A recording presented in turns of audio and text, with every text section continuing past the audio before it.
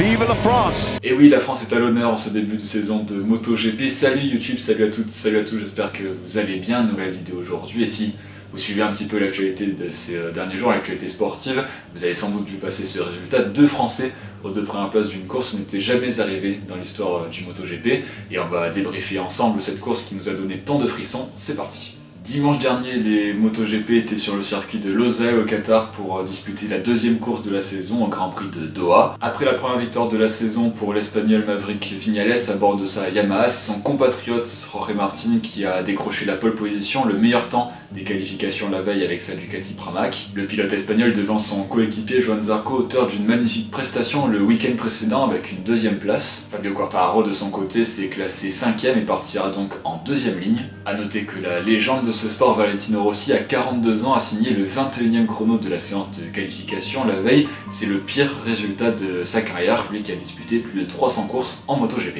Ce week-end avait donc tout pour devenir historique, et bien il ne nous a pas déçus. À l'extinction des feux, le tout jeune Jorge Martin, lui qui est rookie, c'est sa première saison en MotoGP, garde la tête de la course. Joan Zarco le suit de très près.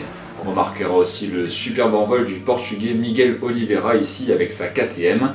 Il est parti 12e et il sera 3e au premier virage. Malheureusement pour lui, on ne le reverra plus de la course et il finira loin, très loin des gros points. Alors après quelques tours de course, on revient sur la tête et plus précisément vers les places proches du podium.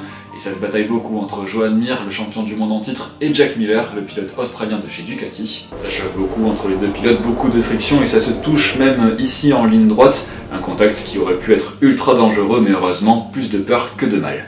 Les tours se suivent et se ressemblent presque, hormis les remontées amorcées par les 2 Yamaha, celle de Maverick Viñales et évidemment Fabio Quartararo. Devant, les 2 Ducati Pramac semblent intouchables et même quand elles sont en difficulté, elles font la différence en ligne droite. On s'en souvient par exemple lors du premier Grand Prix avec le dépassement lors de la dernière ligne droite de Joan Zarco sur Joan Mir. Francesco Bagnaia, l'italien de chez Ducati, avait réussi aussi à dépasser l'espagnol. Mais on le voit ici aussi avec la Suzuki d'Alex Rins, on remarque l'écart de vitesse entre les 2 machines. Je vous invite d'ailleurs à cliquer sur cette vidéo qui va apparaître juste ici. Alors évidemment, ne partez pas tout de suite, cliquez à la fin de la vidéo si jamais vous êtes intéressé. C'est une vidéo qui dit pourquoi et comment les Ducati sont si rapides en ligne droite. Donc évidemment, si vous voulez vous intéresser de plus près au MotoGP, cette vidéo est faite pour vous. Oui, parce que Joan Zarco a passé la barre des 360 km/h il y a 2 semaines. Le Français est le premier dans l'histoire à franchir ce palier. Il a été flashé, accrochez-vous, à 362 km/h. 306 Non, 362 km/h, et oui, rien que ça. Ouais, mon pote. Bon, Joan Zarco n'a pas réussi à prendre le virage en suivant, mais ça montre bel et bien à quel point elle est super puissante cette Ducati. Mais bref, revenons sur la course. Fabio Quartararo continue sa remontée, il est désormais 5e et enchaîne des très beaux dépassements. Le Français grappille des positions, 5e, 4e, 3e. Ça y est, les 2 Français sont sur le podium et on commence à se dire qu'il y a vraiment une très belle carte à jouer. Quartararo dépasse Zarco et se lance maintenant à la poursuite de Jorge Martin jusque la hauteur d'une course parfaite. Depuis le départ du Grand Prix, l'Espagnol n'a commis aucune erreur et commence à croire à son premier succès en catégorie reine, mais c'était sans compter sur le retour tonitruant du Niçois de 21 ans, un dépassement d'école imparable qui lui permet de prendre les commandes de la course.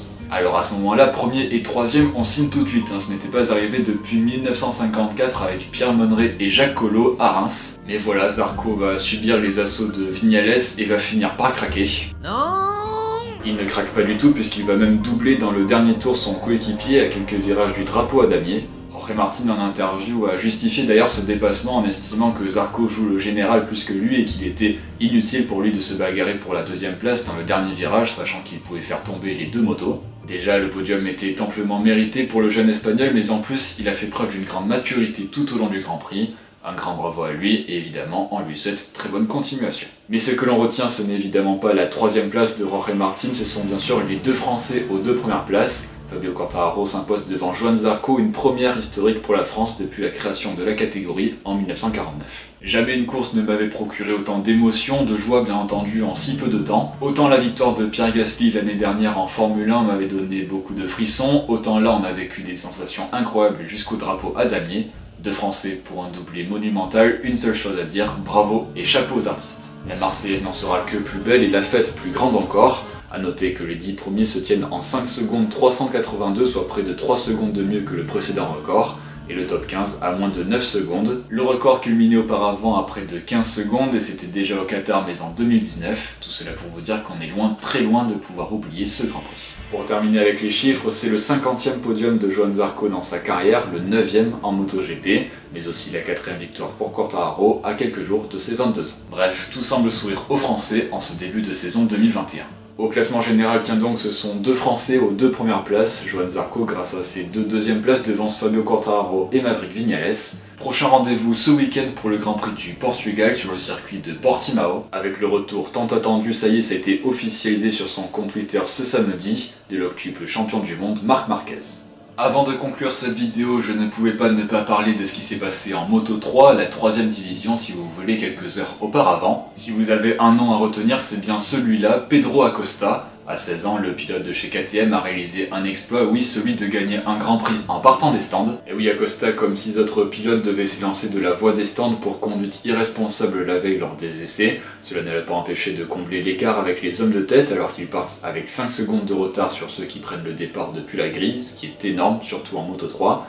Et de remporter la course au prix d'un effort irréel. Un grand bravo à lui et évidemment on lui souhaite bonne continuation. Voilà, c'est la fin de cette vidéo, j'espère qu'elle vous aura plu. Si c'est le cas, n'hésitez pas à mettre un pouce en l'air, à vous abonner et à activer la cloche, vous savez, pour les notifications, et également à mettre un commentaire, ça me ferait super plaisir. Pendant ce temps, moi je vous dis à très vite pour une prochaine vidéo. Prenez soin de vous, prenez soin des autres, mais surtout restez connectés. Ciao.